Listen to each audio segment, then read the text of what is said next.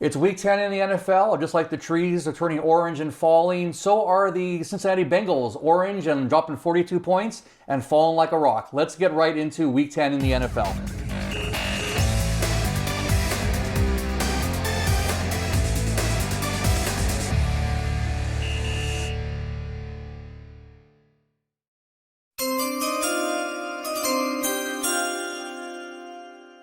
Well, we are back with another week, and I don't know about you, but I feel like week 9 was kind of like the oddest week of football so far this season. Despite that, we still pulled off an even 7-7 record. Some of those picks, again, we always say should have happened. It didn't happen, but there was some crazy stuff. You did go 2-1 on the ticket to the bank picks, especially your favorite, your Bills pick. Yep.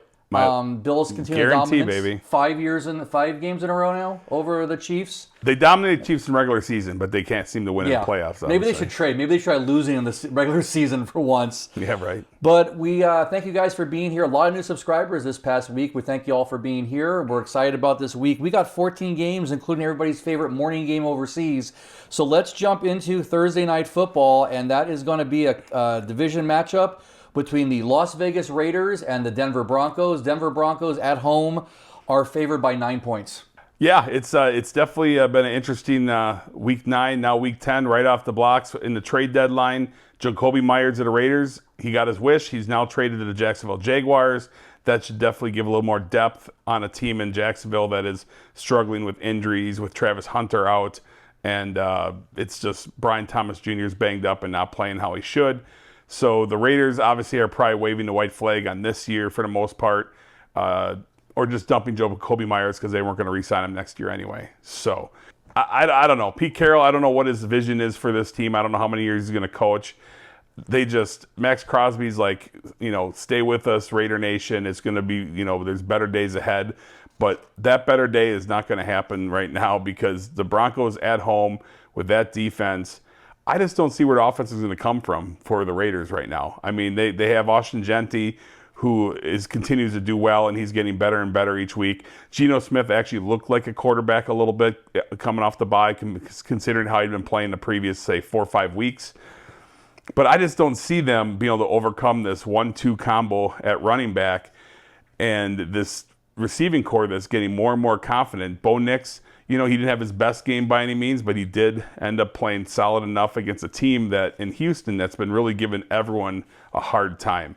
9 points is a lot in the division battle, but not when you're playing the Las Vegas Raiders, who basically are going to probably be mailing it in most of the year, for the rest of the season. Take the Broncos, -9 to cover the spread. Take it to the bank. Yes, we got a Thursday night one last week with the Baltimore Ravens. We're going to hit them hard. We're going to hit the sportsbooks hard this week. Take the Broncos, -9 to the bank. Boom. All right, yay. 6:30 a.m., the morning of November 9th. This is taking place from Berlin, Germany. Although after the last 3 days of football, maybe this might be very interesting to watch because the Atlanta Falcons are on the road, technically, against the Indianapolis Colts, who Daniel Jones looks like a Daniel Jones I remember from the last few years with the Giants. The Steelers found their number, and they cashed it in repeatedly. But, of course, the Colts can't be written off just yet, and they are 6.5-point favorite, technically, at home in Berlin, Germany, at, again, 6:30 in the morning. Yeah, the Falcons almost came into New England and pulled it off, but a missed kick, missed extra point was the difference as they lost by 1. On the other side of the ball, you got the Colts, who, another huge trade today, a blockbuster trade you don't see very often. Sauce Gardner the Jets traded Sauce Gardner, the really good cornerback of the Jets, to the Colts. So the Colts think they can win now because they gave away a boatload. And I think basically the Jets robbed the Colts, giving up 2 first-round picks and additional player in Mitchell? Yeah, Mitchell. A.D. Mitchell, which is a young, troubled wide receiver, kind of a George Pickens type in his early years in Pittsburgh, but lots of talent and lots of potential. So basically, the Jets are just stacking draft picks right now. The Colts think they got their man on defense, a guy who's not given up 2 catches in the same game this year yet. And they're going to need that help because Drake London is playing great football. Michael Penix looked a little bit better this last week, coming back off of injury. Bijan Robinson can't seem to get going though. He's doing all right, but he's not doing what he normally does. This team has a ton of talent on it. Michael Penix getting healthier will make a big difference. They're still searching for that wide receiver number 2 in Atlanta. Darnell Mooney, just kind of a no-show for the most part. But the Atlanta defense has been solid, and they continue to be a decent team, but they're Dr. Jekyll, Mr. Hyde. I don't know what Atlanta team we're going to get week to week, but in this game, I'm liking the Atlanta Falcons. We're going to take the Atlanta Falcons 6.5 points in Germany. Too many points for a team this solid. I think the Colts have a good chance of getting the win, but I don't think they're going to cover. But there is a reasonable chance Atlanta could win this game outright if Michael Penix, Drake London, and Bijan Robinson put it all together in a game that finally we may get an overseas game that is worth watching and worth waking up for at 6:30 in the morning. Boom. All right, let's go back to normal football starting at Sunday, 10 a.m. Let's go with the interesting here, too. Speaking of the Jets, just now getting up Sauce Gardner. The Browns are on the road at the New York Jets. Browns -2. The Jets are stacking draft picks, but they're dumping and offloading their entire team. This is going to be interesting because this is a game that basically, no matter who I pick in this one, just don't bet it. Because really, everything's setting up with the Jets dumping everyone off. They're going to somehow win this game. But there's no way I'm going to bet it that way, and there's no way I'm going to pick it that way. I think the Browns coming off a bye, Myles Garrett is going to put a lot of pressure on Justin Fields. Justin Fields did have a good game last week, and he improved, which he needed to, because basically he's on life support as a starting quarterback. I don't know if Garrett Wilson's going to be back yet. He's been out for a little bit. There's hopes he will be back. So I don't see this Jets team be able to pull it out. Just take the Browns. I would just outright avoid betting this game. It's basically a coin toss. I'll make a note. If you must bet. Yeah, if you really need to degen it up, take the Browns. Hey, respect us degenerates, okay? Take the Browns -2 if you really need to bet this game. All right, and then let's go to the fourth game of this Sunday, or third game of the Sunday, fourth game of the week. New Orleans Saints at the Carolina Panthers. Speaking of trades, the Saints just traded Rashid Shaheed to the Seahawks, making the Seahawks even tougher now. I think the Saints know exactly where they stand. But in this case now, sorry if it's a little bit sore subject, but the Panthers is coming off of beating the Packers. Again, the Packers have 2 interesting losses. We'll talk more about that in our matchup of the week. But the Panthers, right now, 5.5-point favorites at home against the Saints. Almost maybe feels a little bit too small. This Saints team is obviously, they've been competitive in some games, but on the road, I don't like the situation. I never would have thought I'd be speaking about, the Carolina Panthers being 5.5-point favorites this deep into the year. But magically, I never thought they'd be 5-4. I don't think anyone had that on their bingo card, and they sure didn't have it on their bingo card that they were going to beat the Green Bay Packers as 13.5-point underdogs. Like, what is happening? We won't even talk about that frustration. Bryce Young threw for 105 yards. They win the game, which is crazy. If you look at the history of quarterbacks that throw for 105 yards in a game and still win that game, that is few and far between. That's rare air. So this Carolina team is for real. They got Rico Dowdle ran on the Packers, the number 3 defense as far as against the run. He ran all over the Packers, got good stats, put them, they didn't put up a lot of points just like Green Bay didn't. But this team has stuff going on. If Bryce Young can actually try to match the energy of the rest of the team, there's potential this team can continue to win for a little bit. But guess what? They're going to get the win here. Take the Carolina Panthers -5.5 at home in a division battle against a Saints team that basically is checking out of the season just as well. Probably trying to tank for a top 1 or 2 seed. Boom. We have a matchup. I think this was either week 2 or week 3 Thursday Night Football. But again, division matchup, Buffalo Bills. Coming off beating the Chiefs, so I want to make you happy and keep telling you that, remind you of that fact. Are at the Miami Dolphins. I'm going on a limb and say I think last time they played, when the Bills were at home, the Bills were 12.5-point favorites, so down to 9.5 on the road. And then let us know if you think that if this game goes awry, which it probably will for Tua and the Dolphins, are they going to fire sale as well? It's just bad news. Bad news all around for Miami. The Bills looking good. They actually put up a pretty solid defensive performance against Patrick Mahomes team that Patrick Mahomes threw for less than 50%, like 40, 44. First time in his career, yeah. 44%, something like that. No touchdowns, 250 yards. Their running game is definitely a problem at this point.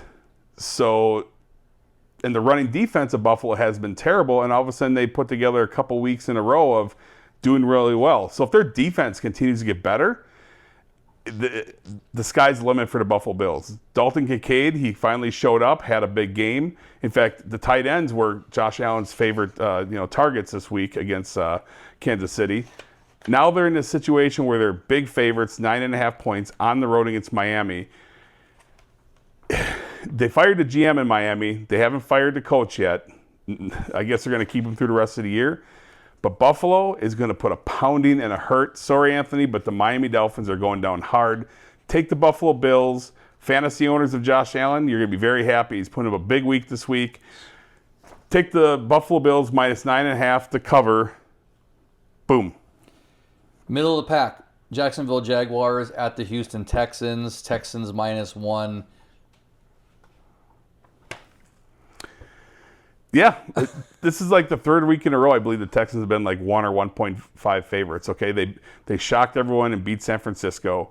They were giving Denver the run for their money until C.J. Stroud went out in concussion protocol. Yeah.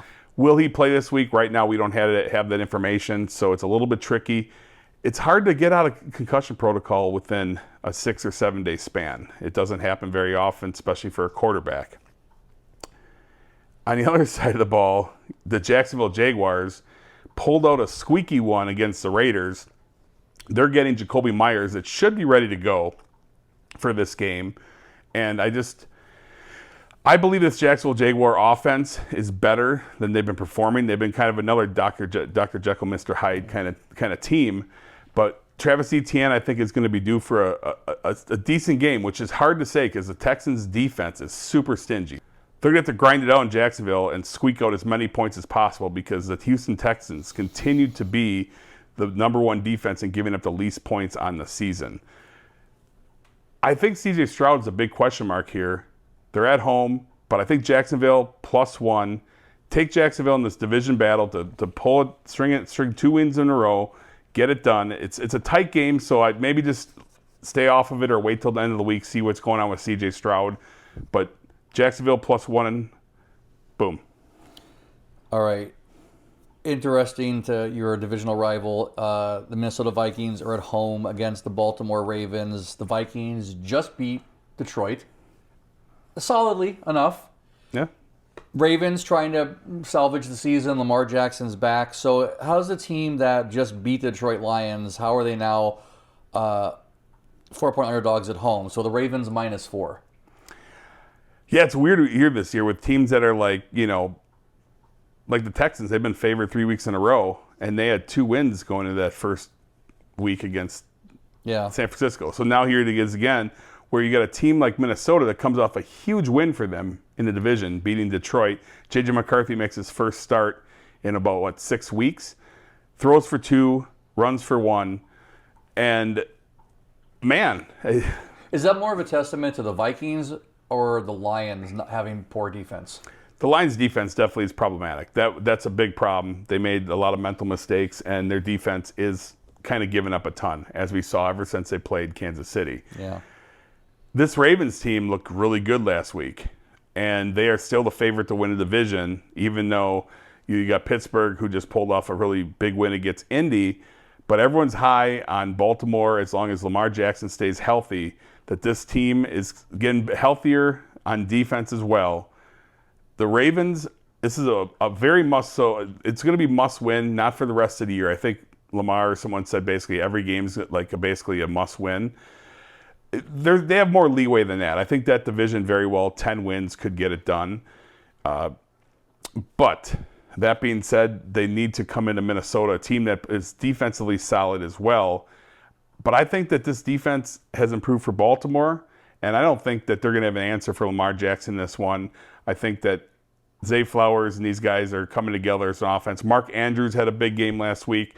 He's a security blanket for Lamar Jackson. Hopefully he's going to continue to feed Mark Andrews. This is an easy one for me. We're going to go with the Baltimore Ravens, -4, all day long. Take it to the bank. Without a doubt, this is going to be a hot fire pick.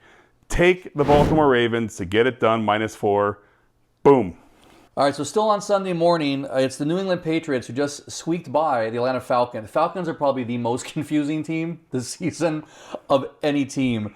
They are on the road taking on the Tampa Bay Buccaneers. I've lost track of who's in and who's out for the Bucs, so enlighten us. But in this case, probably by virtue of being home, the Bucs are 2.5-point favorites. Yeah, the Bucs are favorites, and that's probably because Baker Mayfield has been outstanding, okay? Tampa Bay, they're at home. They're coming off a bye, which is also very beneficial. But Bucky Irving is still in doubt. No Mike Evans, and Chris Godwin is also still questionable and most likely out this week. That's a problem because the New England Patriots have yet to give up more than 50 yards rushing to any particular running back. Pretty wild. Now they're on the road, and this team, Drake May, is playing great football. He's playing outstanding. Ramondre Stevenson was out last week. We'll see what his health looks like this week.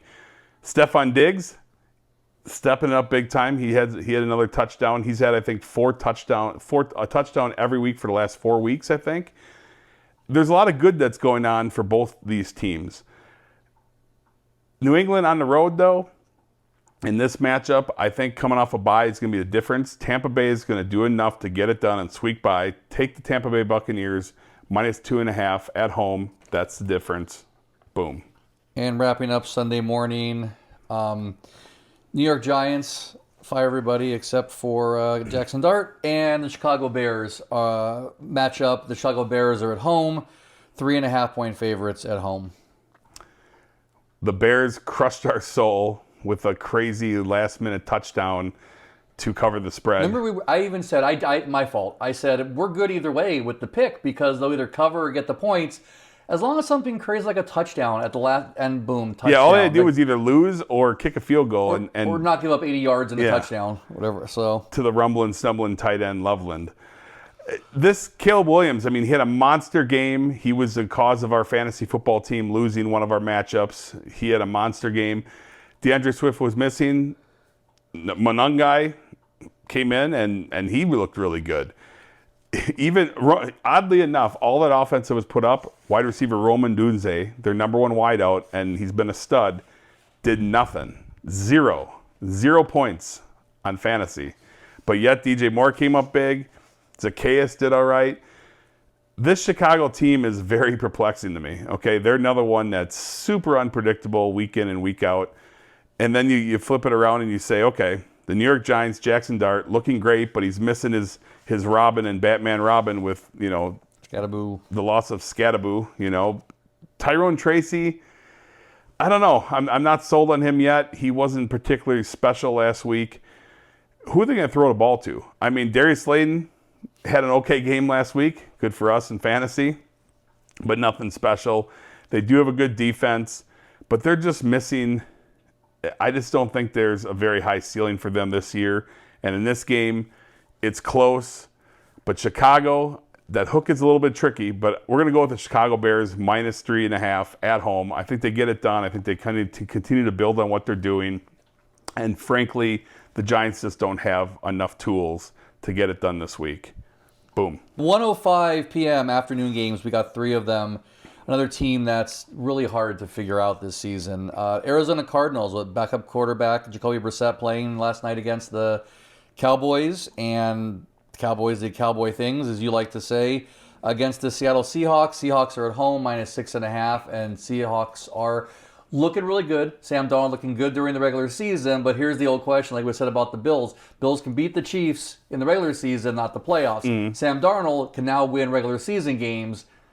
When they get to the playoffs, what might happen, but we'll see when that point reaches. This Arizona team, I don't know. I mean, they have 2 wins. They come into Dallas. Dallas has a great offense. We know they have a terrible defense. If it wasn't for Cincinnati, they'd have the worst defense by far. But unfortunately, lucky for them, Cincinnati actually takes that title with the worst defense. But Kyler Murray, call it now. He's going to be traded in the offseason, okay? Kyler Murray is not going to be the quarterback of the Arizona Cardinals next year. You can take that to the bank.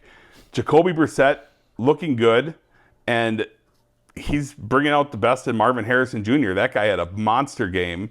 Bam Knight looks solid from the running standpoint. This team's defense looked pretty good. I mean, they sure shut down the Dallas Cowboys, who's literally has a beast of an offense. I mean, they got 2 stud receivers, they got a stud tight end, and Dak Prescott that's having MVP numbers.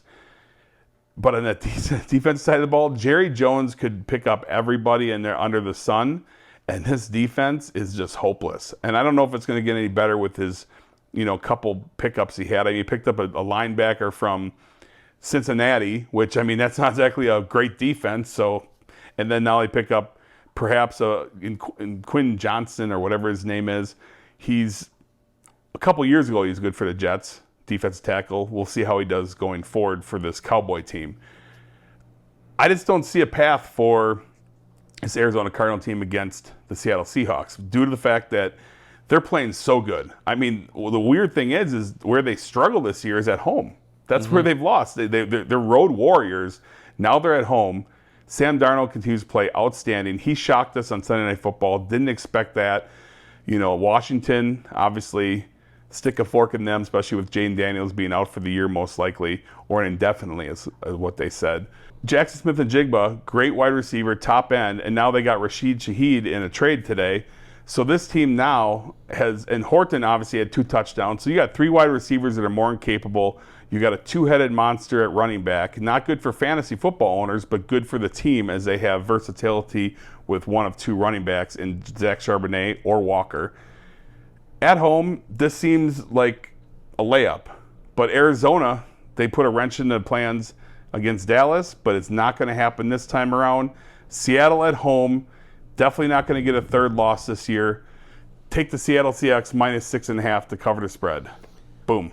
And then at 125, okay, you just mentioned the Washington Commanders. The Detroit Lions are on the road facing the Commanders. The Commanders with no Lattimore, no Jaden Daniels, no Luke McCaffrey, no Hope. No Terry McLaurin, probably. Yeah, probably no McLaurin back either. Lions, again, maybe this would be a little bit bigger of a spread if what happened this weekend with the Vikings didn't happen. But the Lions on the road in Washington, -8.5.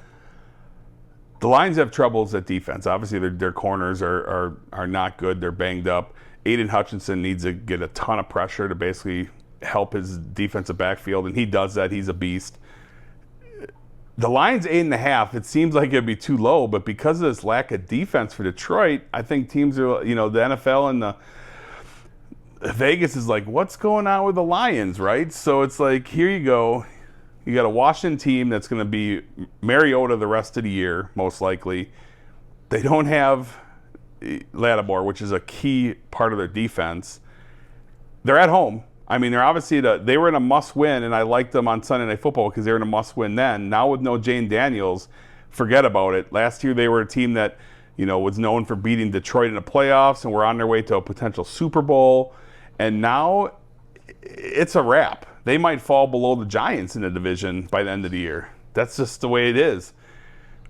8.5 seems like a lot of points. It shouldn't be. The way Detroit's played in the past, what you expect out of them, that seems like it's not enough, right? In conventional wisdom, if the Seahawks can whip up on Washington that bad, you would think the Lions can do just as much. The difference is Seattle has a better defense. But guess what? This Lions team that came off a bye and got shocked and embarrassed, they're prideful. Dan Campbell's going to have them ready, no excuses. This team is going to bomb the Washington Commanders. No problem. We're going to go with the Detroit Lions, -8.5. They're going to get it done. It's my 5-star lock of the week. Take it to the bank. Boom. The final afternoon game at 125. This is big as far as their respective division goes. The LA Rams on the road, the San Francisco 49ers. The 49ers beat them up last time. Rams were a little bit beaten up themselves that day. Puka Nacua is a little bit questionable for this week.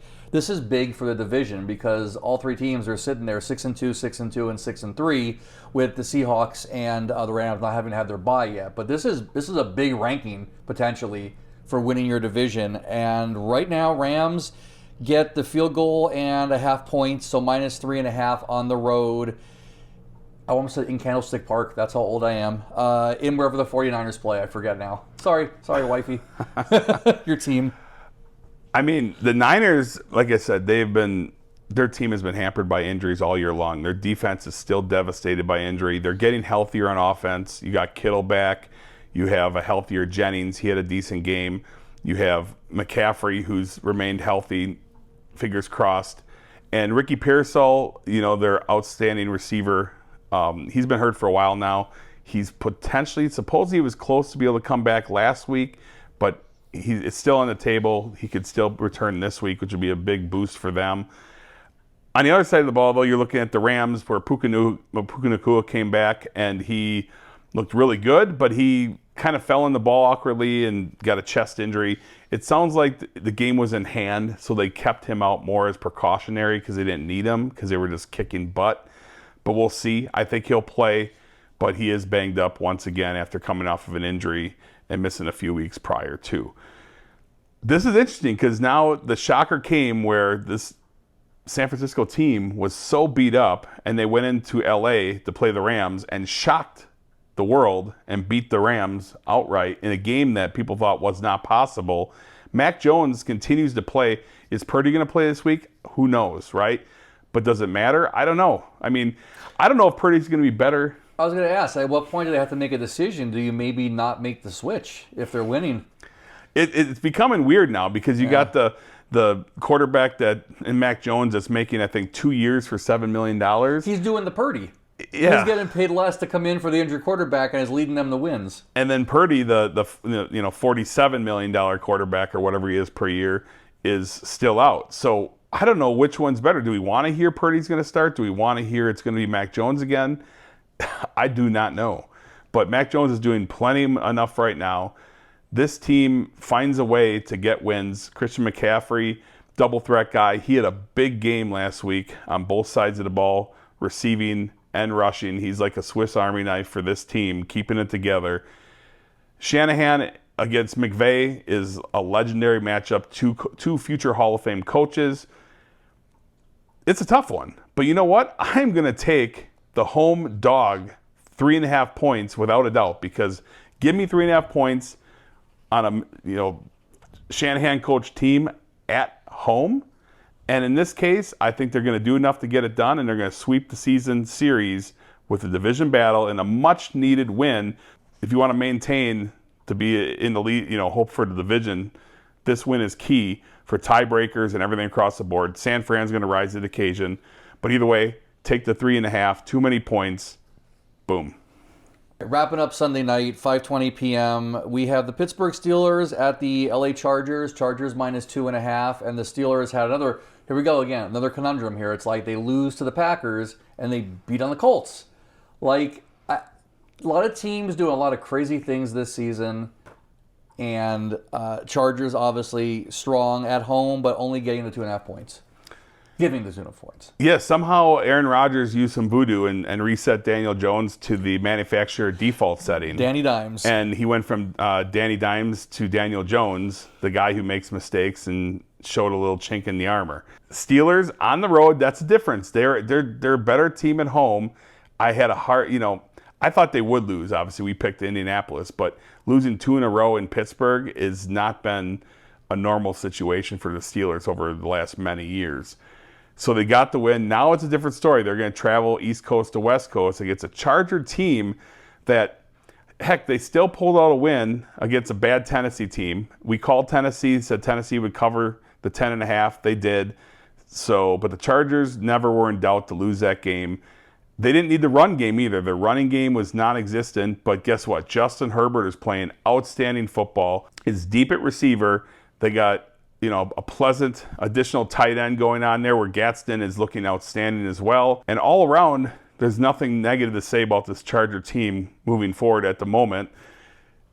The Steelers, on the other hand, DK Metcalf, their number one wideout, I think got 1 or 2 catches for 6 yards. Where's the offense coming from? They find a way. Aaron Rodgers found a way. The defense found a way. Austin came up decent and caught some balls as a wide receiver too.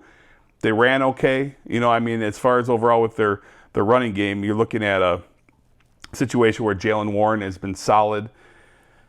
But relying on the tight ends only has been what basically has been driving Aaron Rodgers. He's playing solid football. Old Man River, He continues to get it done, but not this time. The Chargers, without a doubt, get the W. They're at home. They're trending upwards and win this game. Take the Chargers to the bank. Yes, another one. The fourth take of the bank pick of the week. We're going to go 4-0. Shove it up the bookie's butt. Let's get it done. Yeah. Well, that's staying in.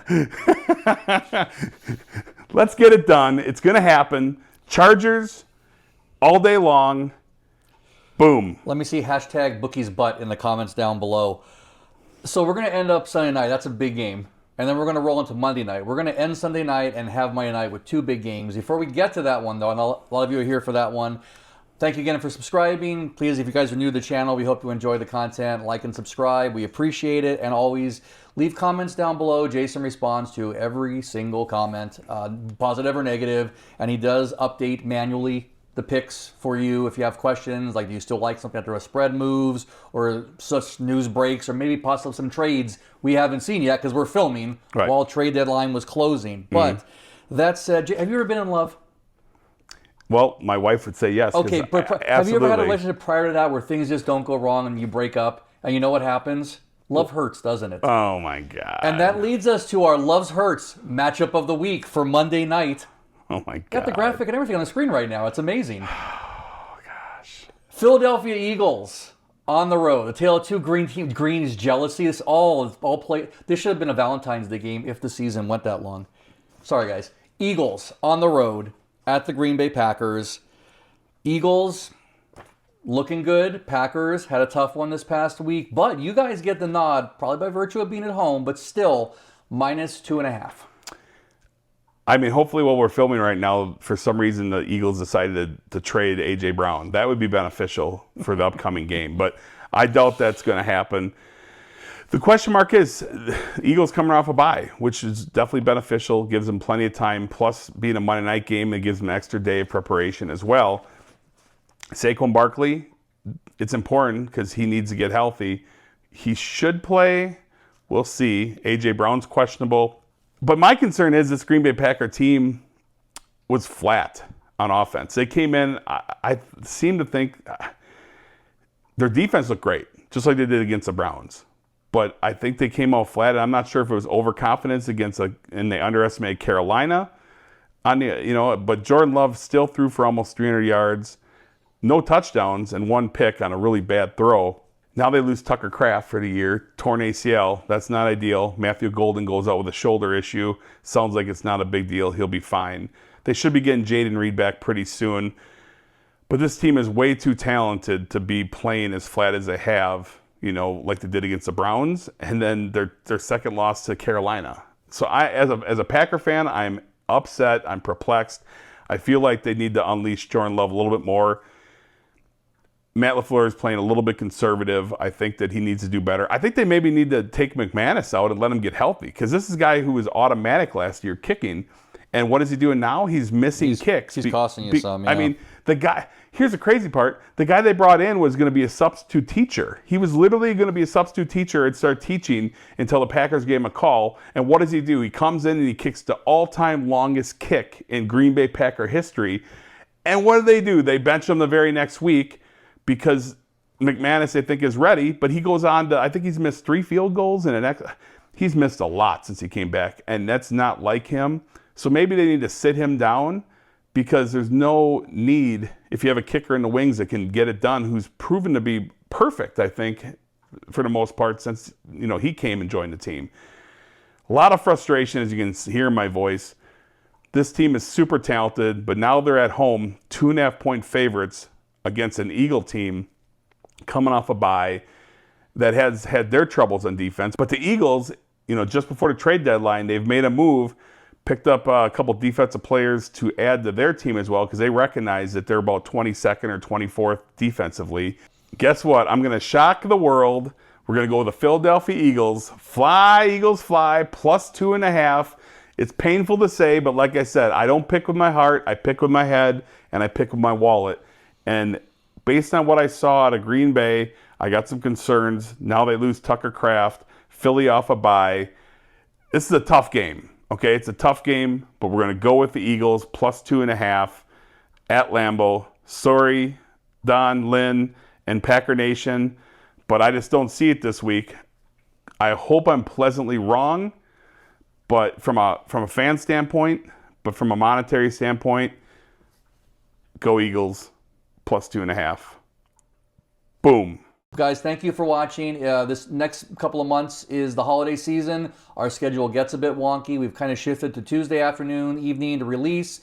There will be some Mondays coming up in November. There will be our live stream on Thursday and some other episodes. So please make sure you're subscribed and you click the bell icon to be notified in YouTube when the new content comes out.